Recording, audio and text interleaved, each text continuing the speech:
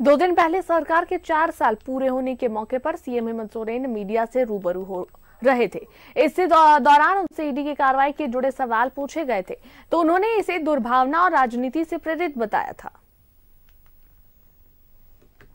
ये चर्चा है जनता के बीच कि मुख्यमंत्री जी ईडी ऑफिस क्यों नहीं जा रहे हैं, और दूसरी तरफ जो आपके खिलाफ 2-1 मामले थे, सुप्रीम कोर्ट ने भी खारिज किए, कल हाई कोर्ट ने भी खारिज किया। तो एक तरफ कुछ मामले खारिज हो रहे हैं जिसमें आपको डायरेक्ट रिलीफ भी मिल रहा है, और एक तरफ ईडी की जो चर्चा हो रही है, इसको किस रूप में आप देखते हैं, क्या कहना चाहेंगे? हमें एक बात बताइए, देश में कानून है कि नहीं, कि बिना कानून से चलता है? ईडी भी कायदे कानून से चलती है कि नहीं चलती? सरकार भी कायदे कानून से चलता है। एक बड़ा, मुझे याद नहीं आ रहा है वो शायर, मैंने नहीं तो आपको सुनाता।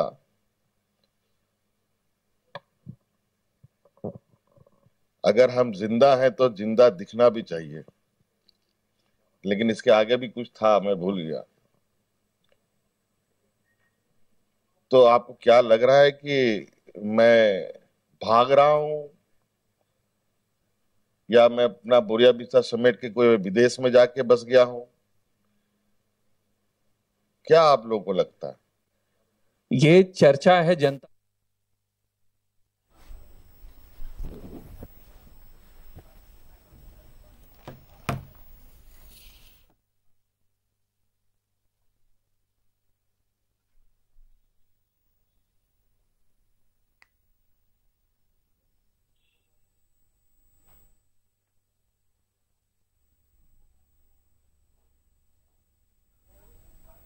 और इस पर अधिक बातचीत के लिए हमारे संवाददाता सत्यव्रत किरण हमारे साथ जुड़ रहे हैं।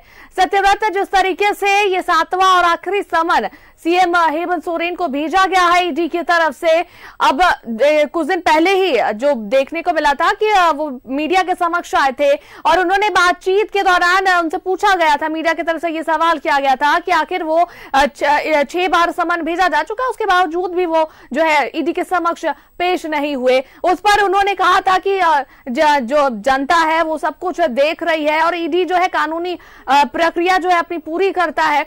तो कहीं ना कहीं उनकी कुछ बातें जो उन्होंने मीडिया के सामने कही, और फिर ये 7वां और आखिरी समय, क्या लगता है क्या हेमंत सोरेन का अगला कदम हो सकता है? क्या इस बार वो ईडी के समक्ष पेश होंगे या नहीं? क्या कुछ बातें निकलकर सामने आ रही है?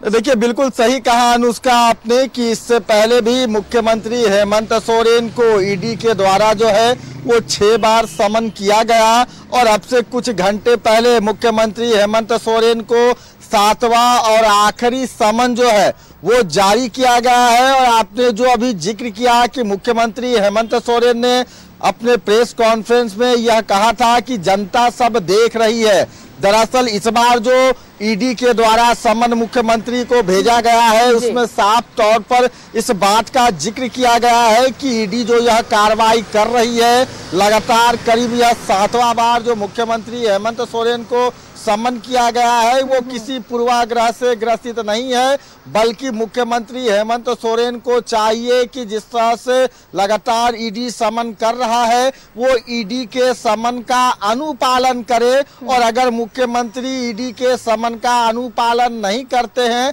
तो क्यों ना उचित कार्रवाई की जाए। यह जो है वो समन में लिखा है, खुद ईडी के अधिकारियों ने जिस समन को 7वें समन को और आखिरी समन को मुख्यमंत्री हेमंत सोरेन को भेजा गया है। साथ ही यह भी कहा गया है कि अगर मुख्यमंत्री हेमंत सोरेन को ईडी कार्यालय आने में किसी भी तरह की कोई दिक्कत है, मेरे पीछे रांची के इस क्षेत्रीय ईडी कार्यालय के द्वारा लगातार यह 7वां बार और अंतिम बार जो है वो मुख्यमंत्री हेमंत सोरेन को समन किया गया है, और अगर इस कार्यालय में आने में मुख्यमंत्री को किसी भी तरह की कोई दिक्कत है तो ईडी के अधिकारी जो है वो मुख्यमंत्री से मिलने आ सकते हैं, और इसको लेकर 2 दिनों तक लिखित तौर पर मुख्यमंत्री को यह कहा गया है कि वो 2 दिनों के अंदर लिखित तौर पर ईडी कार्यालय को बताए कि अगर वो ईडी कार्यालय नहीं आना चाहते हैं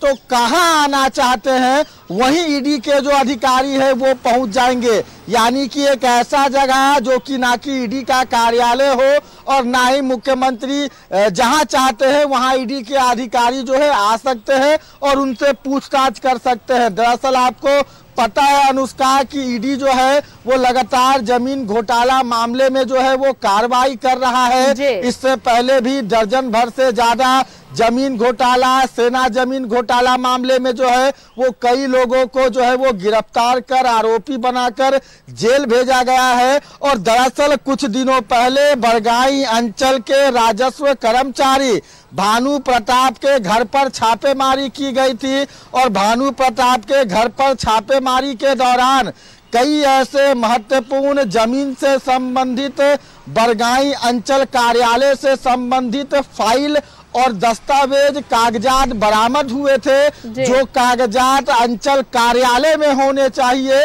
लेकिन वो राजस्व कर्मचारी भानु प्रताप के घर से बरामद की गई थी। जिसके बाद फिलहाल उस कर्मचारी के साथ कई अन्य लोगों को जेल भेज दिया गया था और उसी जमीन के गड़बड़ी संबंधित जो कागजात है उससे संबंधित मुख्यमंत्री से जानकारी जो है वो ईडी के अधिकारी जानना चाहते हैं। तो फिलहाल एक बार फिर 7वीं बार जो है वो मुख्यमंत्री को समन किया गया है।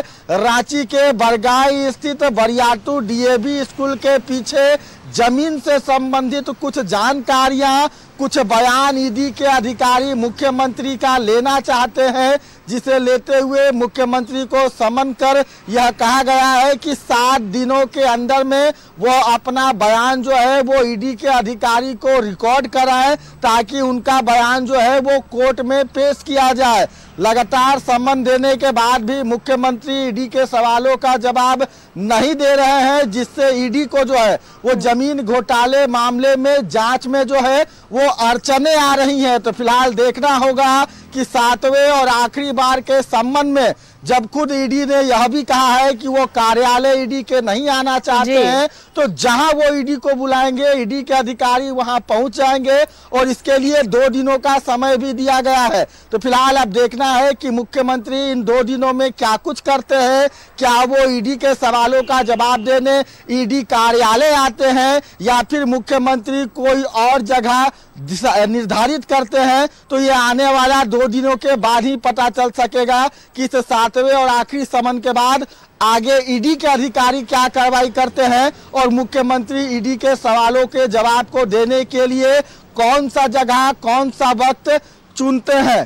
बिल्कुल सत्यव्रत, ये अब इंतजार का वक्त है, इंतजार करना होगा 2 दिनों का कि आखिरकार अब सीएम हेमंत सोरेन क्या आगे जो है फैसला लेते हैं। आखिर वो खुद बुलाते हैं ईडी को मिलने के लिए या वो ईडी कार्यालय जाते हैं पूछताछ के लिए, इसका इंतजार करना होगा 2 दिनों के बाद। तो चलिए, बहुत बहुत धन्यवाद तमाम बातचीत के लिए।